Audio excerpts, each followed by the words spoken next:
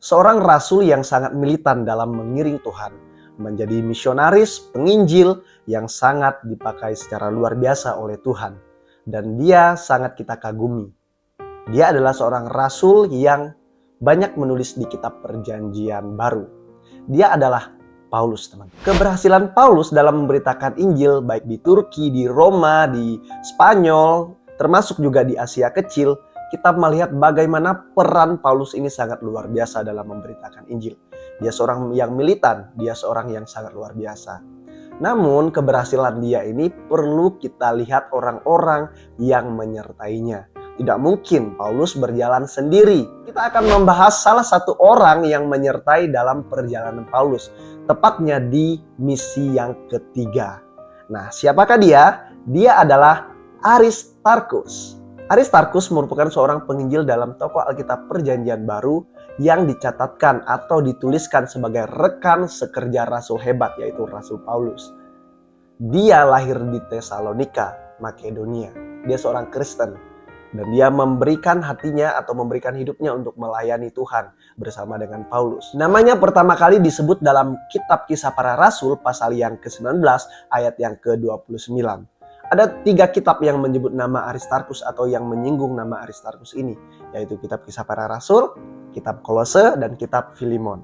Secara garis besar kita bisa melihat Aristarkus ini perannya adalah seorang rekan kerja dari Paulus sendiri. Dan bisa dikatakan rekan yang paling setia, teman-teman. Kenapa? Nanti kita akan melihat apa yang terjadi dengan Aristarkus.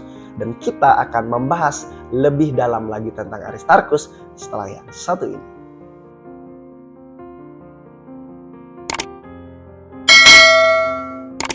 Inilah fakta-fakta mengenai Aristarkus. Yang pertama, Aristarkus ditangkap dan diseret oleh penduduk Efesus. Ceritanya gini, jadi ketika Paulus memberitakan Injil di Efesus, di sana terdapat penduduk Efesus yang tidak percaya kepada Tuhan, lebih memilih percaya kepada Dewi Artemis. Dan di sana banyak pengrajin yang membuat patung Dewi Artemis, sehingga banyak orderan atau istilahnya banyak yang memesan patung untuk mereka sembah. Nah, di sana Paulus menentang tentang hal ini. Oleh sebab itu, otomatis ketika orang yang mendengar ajaran Paulus dan mengiyakan lalu percaya, pasti mereka akan meninggalkan untuk membeli patung Dewi Artemis. Dan artinya apa? Usaha yang dilakukan oleh para pengrajin, tukang-tukang patung ini akan hilang. Dan pendapatan secara ekonomi pasti juga akan hilang. Nah, di sanalah awal mula di mana seorang yang bernama Demetrius dia marah terhadap Paulus. Dia ingin menangkap Paulus, dia mengajak semua orang untuk menangkap Paulus. Tapi ternyata Paulus tidak ada pada saat itu di tempatnya. Yang ada siapa? Yang ada hanya Aristarkus dan Gaius. Sehingga Aristarkus dan Gaius inilah yang diseret untuk diadili di sebuah gedung kesenian. Intinya mereka salahkan tentang ajaran yang diajarkan oleh Paulus. Dan mereka menganggap Aristarkus dan Gaius adalah rekan kerja Paulus dan yang harus bertanggung jawab. Nah, di sini Aristarkus ditangkap dan diseret oleh orang-orang sekota Efesus. Fakta yang kedua adalah Aristarkus dipenjara. Nah, kita melihat perjalanan kesetiaan Aristarkus ini, teman-teman. Ketika dia menemani Paulus dalam memberitakan Injil, tidak tanggung-tanggung. Ketika Paulus ada di penjara, dia ada juga di penjara. Loh, kok bisa ya? Apa yang dia lakukan? Ternyata bukan murni dari kesalahan yang dilakukan Aristarkus.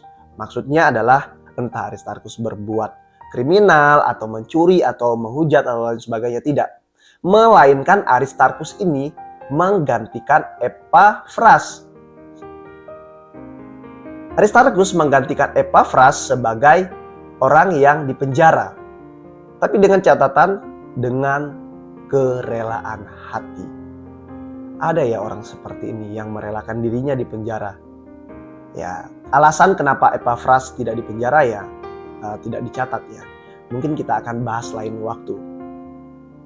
Tapi yang paling penting kita lihat di sini faktanya, Aristarkus bersama dengan Paulus di penjara. Jadi dia pernah di penjara, teman-teman. Nah, itulah fakta mengenai Aristarkus. Bisa kita lihat bahwa militannya seorang Aristarkus dalam memberitakan Injil. Dia tidak tanggung-tanggung, bahkan dia merelakan keluarganya, hidupnya, karirnya mungkin, ya, untuk memberitakan Injil. Bahkan mau dipenjara bersama-sama dengan Paulus, asal dia tetap memberitakan Injil. Dan kita bisa katakan bahwa dia adalah seorang yang setia menemani Paulus dalam memberitakan Injil dan militan dalam menyampaikan Injil Kristus. Dan namanya terakhir disebut di dalam kitab Filemon pasal yang pertama ayat yang ke-24. Apa yang bisa kita pelajari dari kisah Aristarkus, teman-teman? Yang pertama, militan dalam melayani atau memberitakan Injil Kristus.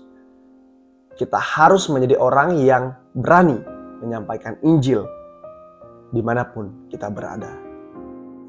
Yang kedua, tidak memikirkan dirinya sendiri. Jadi kalau kita sudah mengiring Tuhan, melayani Tuhan dalam konsep melayani Tuhan dengan konsep yang sangat luas ya teman-teman, tidak hanya di mimbar atau hal yang lainnya, tapi banyak sekali konteks melayani Tuhan. Melayani Tuhan dengan tulus hati, dengan niatan yang murni. Dan yang paling penting adalah yang ketiga ini. Kita setia dalam memberitakan Injil. Memang kita tidak sama seperti perjalanan Aristarkus, mengikuti Paulus dalam memberitakan Injil kemana-mana. Dan Aristarkus ini benar-benar orang yang sangat luar biasa, mendukung sekali dalam pemberitaan Injil. Bagaimana dengan teman-teman? Tulis di kolom komentar ya. Terima kasih sudah menonton video ini dari awal sampai akhir. Tuhan Yesus memberkati. Salam kepo rohani.